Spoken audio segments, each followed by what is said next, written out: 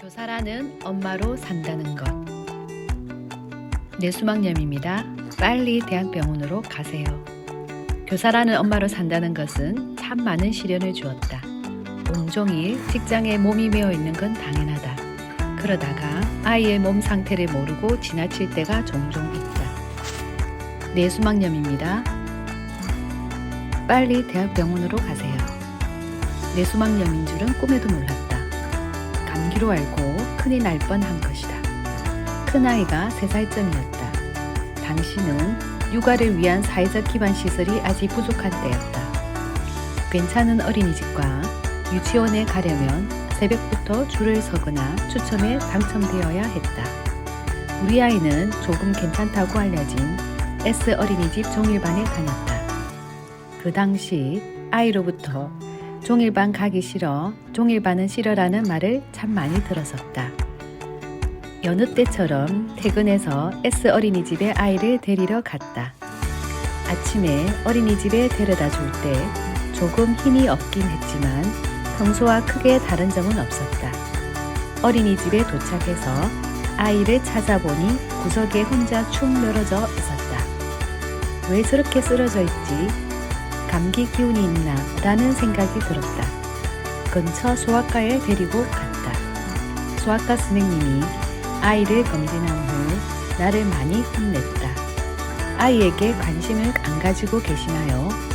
최근 뇌수막염이 유행하고 있는데 TV도 안 보시나 봐요. 뇌수막염입니다. 빨리 대학병원으로 가보세요. 라고 말했다.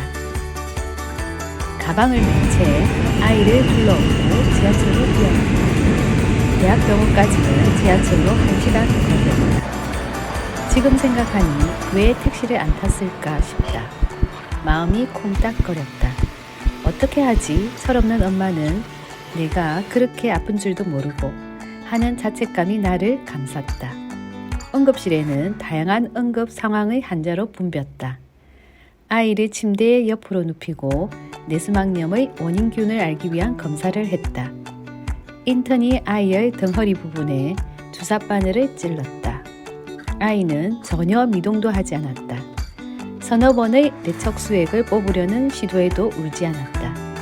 무엇을 하는 검사인지 왜 주사바늘을 찌르는지도 모르는 채 인턴이 하는 것을 멍하니 지켜보았다. 묻지도 못했다. 서투른 의사와 어설픈 엄마가 쌍으로 아이를 잡고 있었다. 결국 다른 의사가 와서 내척수액 채찌는 일단락되었다. 아이가 그때의 일을 기억하고 있을까?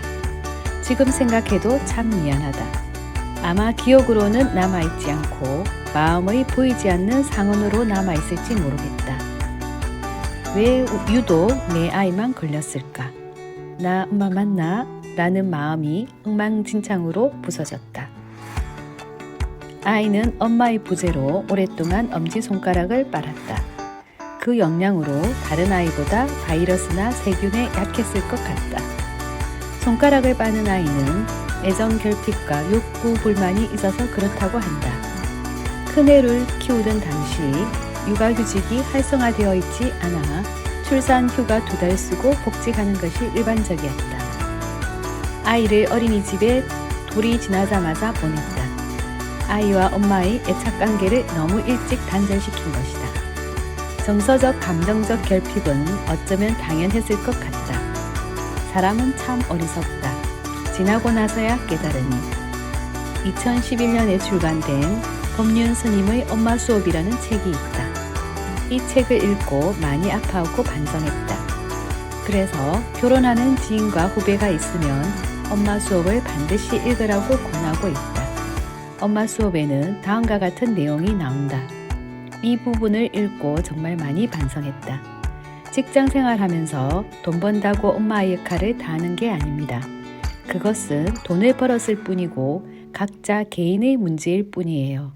남편에게는 아내가 필요하고 애들한테는 엄마가 필요하지 직장에 열심히 다니는 돈 버는 사람이 필요한 것이 아니에요. 나는 직장 생활이 항상 우선이었다. 당연히 그렇게 해야 하는 줄 알았다. 그 시절의 사회 분위기가 그랬다. 그리고 내 삶의 태도도 그랬다. 내가 가진 에너지 90% 이상을 직장에 쏟았다. 그러니 퇴근 후 육아에 대한 에너지는 남아있지 않았다. 나도 아이도 남편도 모두 불만일 수밖에 없는 구조였다. 엄마 수업에는 무엇보다 어떤 희생을 치르더라도 아이가 태어나서 3살 때까지는 엄마가 키워라라고 당부하고 있다. 그렇게 하지 않으면 나중에 아이와 엄마 마음이 다 고통받는다고 한다. 사춘기 시절 부모가 품고 키우지 않은 아이는 빗나갈 수 있다는 것이다. 어린 시절 엄마로부터 받아야 할 사랑을 받지 못하면 사춘기 시절에 그 결핍이 나타날 수 있다는 것이다. 초등학교 시절은 아이를 최우선으로 하고 중학교 이후는 지켜봐주는 사랑을 하라고 조언한다. 살아보니 다 맞는 말이다. 아이에게 엄마란 마지막으로 기댈 수 있는 보루다. 아이가 세상에서 지치고 힘들다가도 엄마를 보면 위로를 받을 수 있어야 한다고 한다. 엄마는 아이에게 조건 없는 사랑을 주어야 하는 존재다. 뇌수막염입니다. 빨리 대학병원으로 가보세요 라는 말을 듣고 얼마나 떨리던지, 그리고 대학병원 복도에서 회한과 자책으로 얼마나 아팠던지, 지금은 옛 추억이 되었지만 그때는 큰일이 날 것 같아 무섭고 두려웠다. 젊은 시절을 돌이켜보니 어린이집에서 내 손을 잡고 놓으려고 하지 않던 일, 때를 쓰고 가지 않겠다고 울던 일 등 참 많이 힘들고 버거웠다. 지금은 육아휴직을 아이 한 명당 3년 동안 쓸 수 있다. 하루에 육아 시간으로 2시간을 쓸 수 있다. 남보다 일찍 퇴근하든지 늦게 올 수도 있다. 그리고 1년에 2번씩 육아 휴가를 낼 수도 있다. 참 많이 좋아졌다. 그래도 젊은 청춘들은 아이 낳기가 망설여진다고 한다. 내가 아이를 키울 때와는 또 다른 어려움이 있는 것이다. 2020 세계인구 현황 보고서에 따르면 2015년부터 2020년 우리나라 인구 성장률은 0.2%라고 한다. 이는 세계 인구 성장률 평균 1.1%에 한참 못 미치는 수치다. 그리고 0세에서 14세 인구 구성 비율은 12.5%로 세계 평균 25.4%의 절반 수준이다. 반면 우리나라 65세 이상 인구 비율은 15.8%로 세계 평균 9.3%보다 높다. 우리나라 합계 출산율은 1.1명으로 세계 최저 순위 198위를 기록했다고 한다. 우리나라보다 출산율이 낮은 국가는 없다고 한다. 이 기사를 보고 충격을 받았다. 출산율이 세계 최저 수준이라니 이 정도일 줄 몰랐다. 정말 국가적인 차원에서 획기적인 정책이 나오지 않으면 큰일이다 싶다. 저출산 문제로 다양한 정책을 펼치고 있다고 하지만 좀처럼 출산율은 올라가고 있지 않다. 마음 편히 아이를 낳고 기를 수 있는 환경과 여건이 마련되어 있지 않다는 것이다. 직장 내 아이를 안전하고 마음 편히 맡길 수 있는 시스템이 국가적으로 구축되면 좋겠다.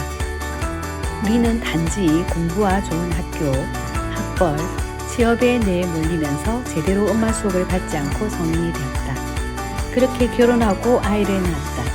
내가 제대로 엄마 수업을 받지 않아 아이도 힘들고 엄마도 힘겨웠던 세월이었다. 뇌수막염입니다. 빨리 대학병원으로 가보세요라는 말을 들은 지 30년이 다 되어간다. 그러나 아이 낳고 기르는 수고는 그리 많이 나아진 것 같지 않다. 여전히 엄마들은 힘겨워하고 버거워한다. 아이 낳고 키우면서도 직장 생활을 안심하고 할 수 있다는 희망을 줄 수 있으면 좋겠다. 그런 희망의 씨앗이 자라나서 저출산과 고령화 문제가 자연스럽게 해결되면 좋겠다.